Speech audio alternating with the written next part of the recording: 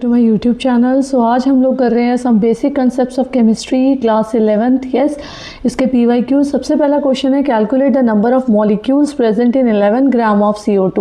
सो सबसे पहले C का मोलर मास होता है 12 ग्राम पर मोल। यस, ऐसे ही ऑक्सीजन का 16। सो हम अब O का 16 हो जाएगा तो O2 का हो जाएगा 32, तो CO2 का हो जाएगा आपके पास total that would be 12 plus 32 that would be equals to 44 gram per mole. ठीक है, सो आपके पास नंबर ऑफ मोल्स को निकालना पड़ेगा हमें। नंबर ऑफ मोल्स का फॉर्मूला क्या होता है, मास डिवाइडेड बाय मोलर मास।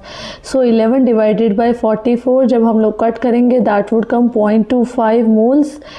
ठीक है, एंड हमें नंबर ऑफ मॉलिक्यूल्स को निकालना है। सो नंबर ऑफ मॉलिक्यूल्स कितने आ जाएंगे, 0.25 मल्टीप्लाई एवोगैड्रो नंबर 6.022 मल्टीप्लाई 10⁻23। जब हम लोग कैलकुलेट करेंगे 1.5055 multiply 10⁻23। Okay, so next question पर आते हैं। How many atoms are present in the 18 gram of H2।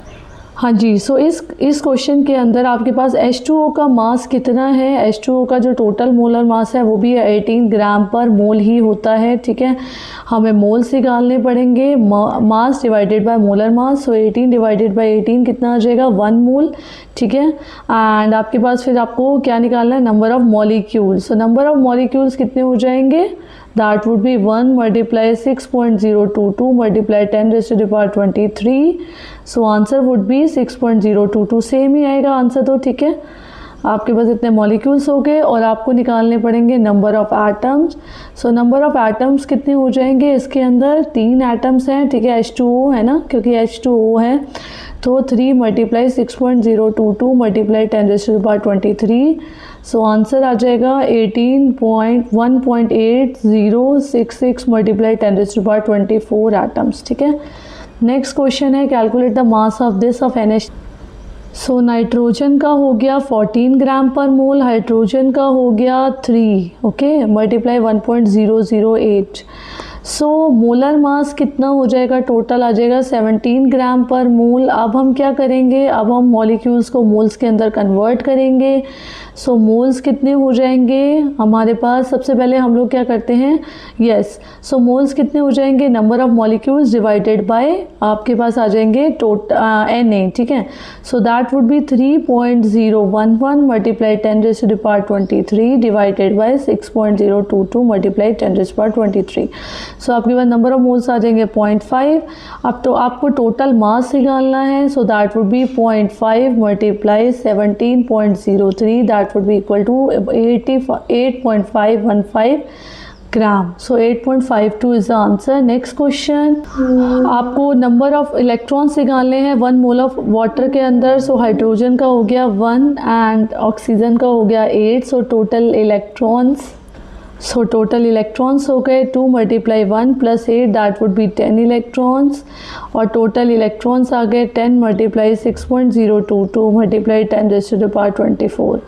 So answer आ गया 6.022 मल्टीप्लाई 10⁻24 इलेक्ट्रॉन्स। नेक्स्ट क्वेश्चन पे आते हैं, calculate the volume occupied by the 0.75 mole of O2 at STP।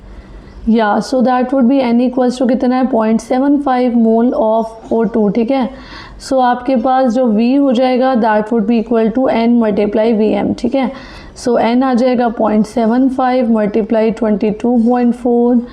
So that would be equal to 16.8 litre. Next question पे आते हैं हम लोग, calculate the number of atom in 23 gram of sodium. So इसके अंदर हमारे को क्या करना है, moles equals to given mass divided by molar mass.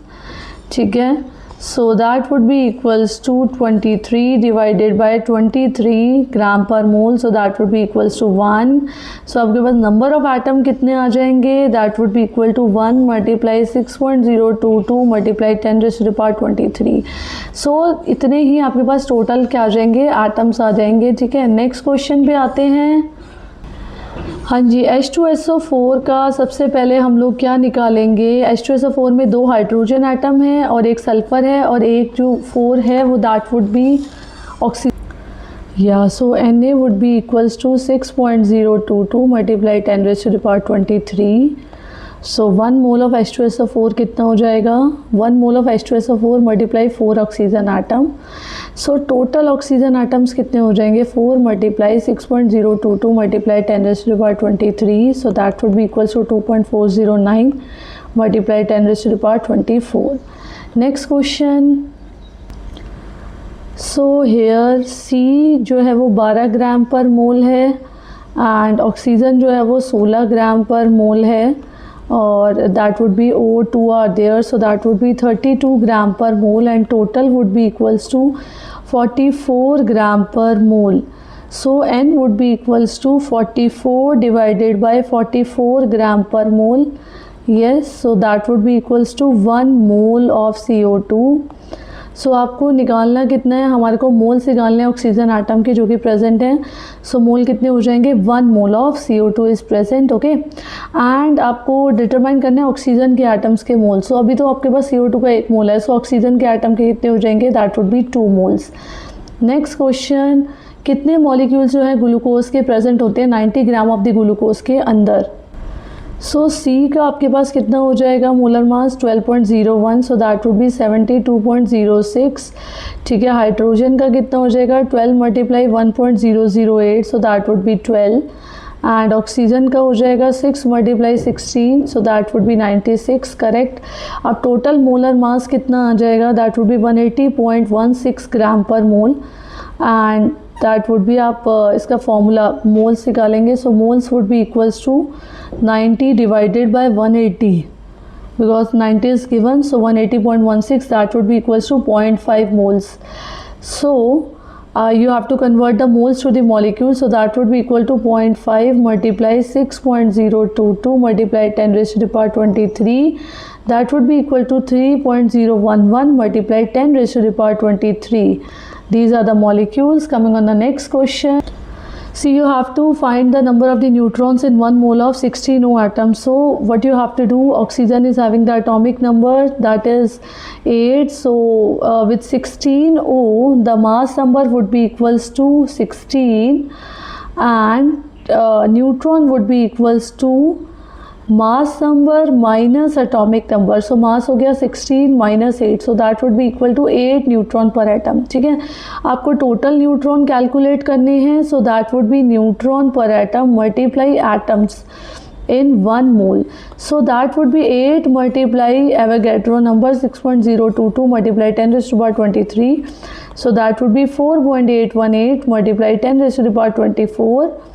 Okay, so this is the like number of the neutrons. Clear?